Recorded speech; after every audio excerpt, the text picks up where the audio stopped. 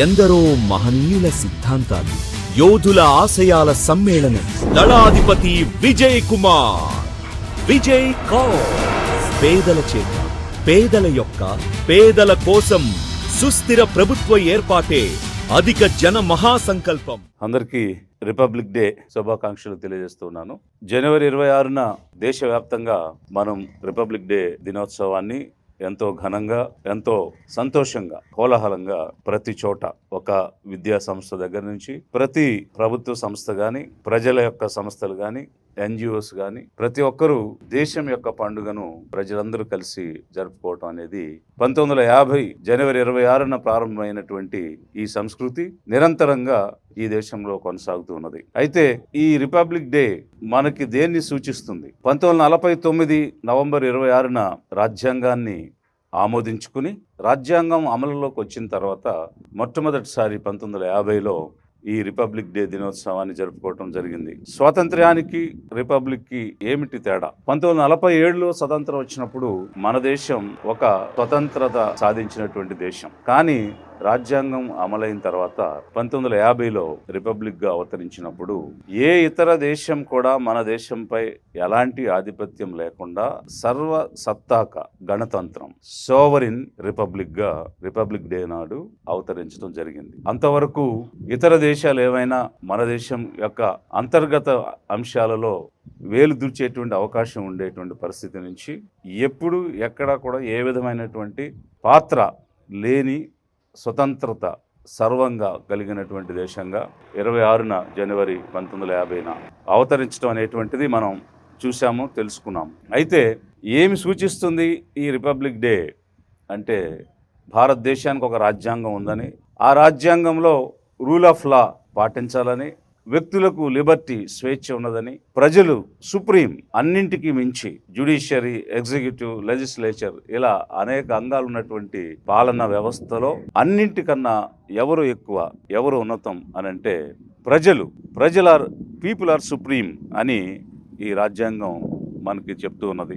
ఒకవైపు లిబర్టీ, స్వేచ్ఛను అనుభవిస్తూ, మరొక వైపు రూల్ ఆఫ్ లా పాటించాలనేటువంటి అంశాన్ని రిపబ్లిక్ డే మనకి గుర్తు చేస్తుంది. రాజ్యాంగపరంగా నడుచుకోమని ప్రతి వ్యక్తిని, ప్రతి సంస్థను, ప్రతి వ్యవస్థను రాజ్యాంగపరంగా నడుచుకోమని ఈ రిపబ్లిక్ డే సూచిస్తూ ఉంది. రిపబ్లిక్ డే ప్రజలకు ఈ విధంగా రాజ్యాంగాన్ని వ్యవస్థలకు, సంస్థలకు, పాలకులకు గుర్తు చేస్తూ ఉంటే, మన చరిత్ర ఏమి మనకి నేర్పిస్తుంది అని అంటే, లిబరేషన్, విముక్తి అనేటువంటిది ఈ దేశంలో ఒక ఉద్యమంగా మొదలైంది. మొదటి విముక్తి ఉద్యమం స్వాతంత్ర ఉద్యమం. Liberate from British rule, British వారి నుంచి విముక్తి చెందడానికి, స్వతంత్రం సాధించడానికి ఫస్ట్ లిబరేషన్ మూమెంట్ మన ఇండియాలో జరిగింది.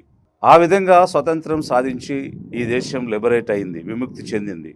సెకండ్ లిబరేషన్ మూమెంట్ ఈ దేశంలో జరిగింది. అది ఏమిటి అని అంటే, రాజ్యాంగాన్ని ఆమోదించుకోవడం.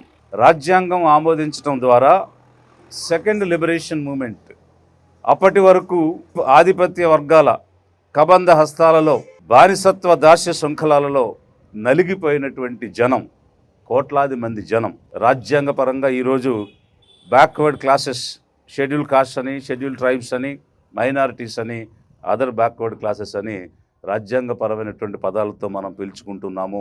అధిక జనం అప్పటి వరకు దాస్య శృంఖలాలలో, బానిసత్వంలో నలిగిపోయి విముక్తి చెందారు, లిబరేట్ అయ్యారు రాజ్యాంగం అమల్లోకి వచ్చిన తర్వాత.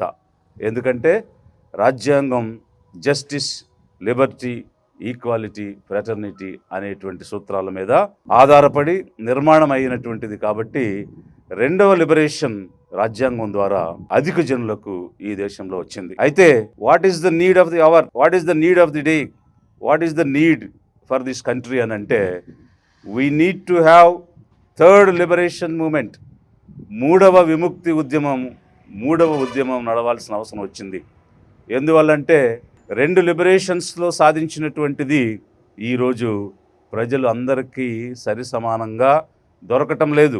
ఈ మధ్య కాలంలో అధికారంలోకి వచ్చినటువంటి కూటమి ప్రభుత్వాలు ప్రజల హక్కులను కాలరాస్తున్నాయి, ప్రజల స్వేచ్ఛను కాలరాస్తున్నాయి, రాజ్యాంగం ఇచ్చినటువంటి అవకాశాలను, రాజ్యాంగం ఇచ్చినటువంటి స్వేచ్ఛ, సమానత్వాన్ని కాలరాస్తూ అరాచకమైనటువంటి పాలన చేస్తూ వారికి ఉన్నటువంటి లౌకికవాదాన్ని, సెక్యులరిజంని, భావ స్వేచ్ఛను, మత స్వేచ్ఛను, వ్యక్తిగత స్వేచ్ఛను హరించే విధంగా కొన్ని మోకలు గుంపులు ఈరోజు ద్వేషాన్ని, హింసను రేకెత్తిస్తూ రాజ్యాంగానికి తూట్లు పొడిచేటువంటి పరిస్థితి వచ్చింది.